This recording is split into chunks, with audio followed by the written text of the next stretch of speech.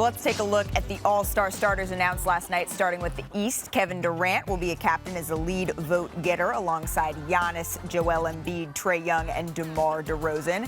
And then in the West, LeBron will be the captain, as he has been every year since the league changed the game's format. And he's joined by Steph, Jokic, Andrew Wiggins, and Ja Morant. And then Ja, he found out that he became an All-Star with his family. So he tweeted, "Enjoyed the announcement with the two people I wanted to be with, Granny and Grandma." I love that. So a whole lot to unpack here. I also love that folks were concerned, is LeBron, is he going to be, when the first voter returns came back, and that was nothing to worry about. So Chiney, I want to start with you. What was your biggest takeaway from the All-Star starters being announced? I was surprised, and it's very rare that we see a team that is #1 in the league, 38-9, not have a starter named to the All-Star game starters.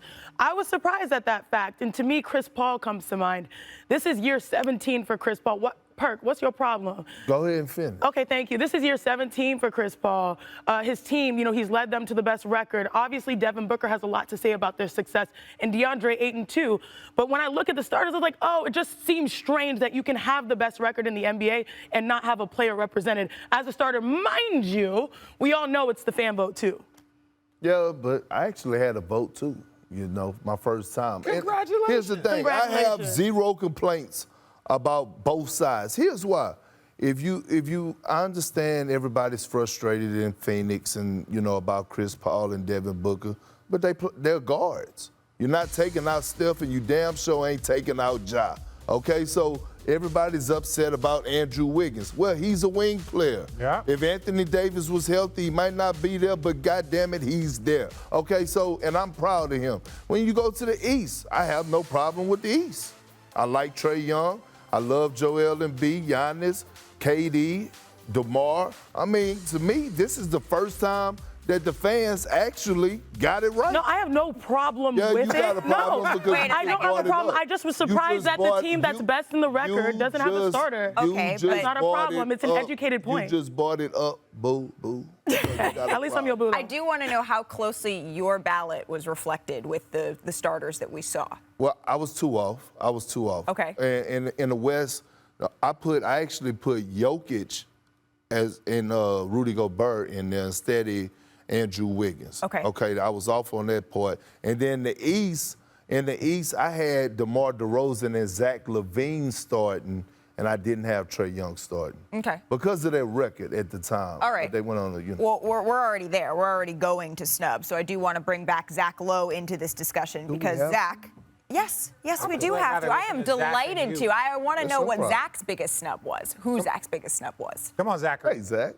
Well, Perk's not the only one that had a ballot. I had a ballot too, and I had 9 out of the 10, and the one that I didn't have was Andrew Wiggins, and apologies to Andrew Wiggins. He doesn't deserve to be an all-star starter. No shame in that. And Perk, I can't believe it. How do you say his name? Rudy Gobert? Rudy Gobert is the biggest snub. Rudy Gobert absolutely deserved the other front court spot in Wiggins' place. I don't care that he's a center just like Jokic. It's the all-star game. Let's just have fun. It should have been Rudy Gobert, and it wasn't Rudy Gobert. And Perk's right. I'd love to have a son in there. Both those guards are going to make it, but I can't take out Steph and I can't take out Morant. So it's Rudy Gobert is the biggest slump. Oh, that's a whole new pronunciation. No, let's not start that. Look, I agree with everybody. And to your point, Perk, when you say, look, we got front court, we got back court, they actually took away the center spot of, was it, a decade or so ago because they felt like players were getting in, so they tweaked it.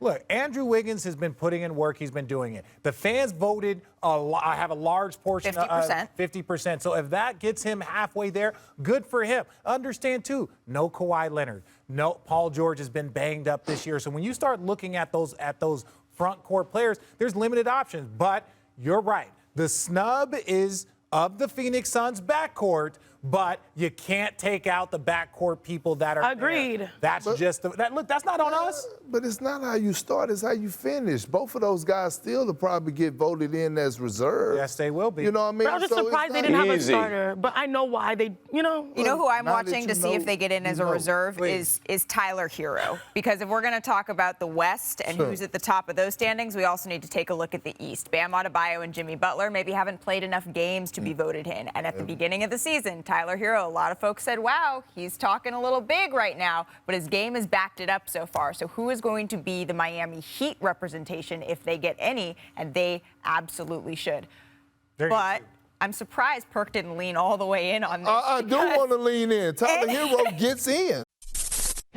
Thanks for watching ESPN on YouTube. For live streaming, sports, and premium content, subscribe to ESPN+.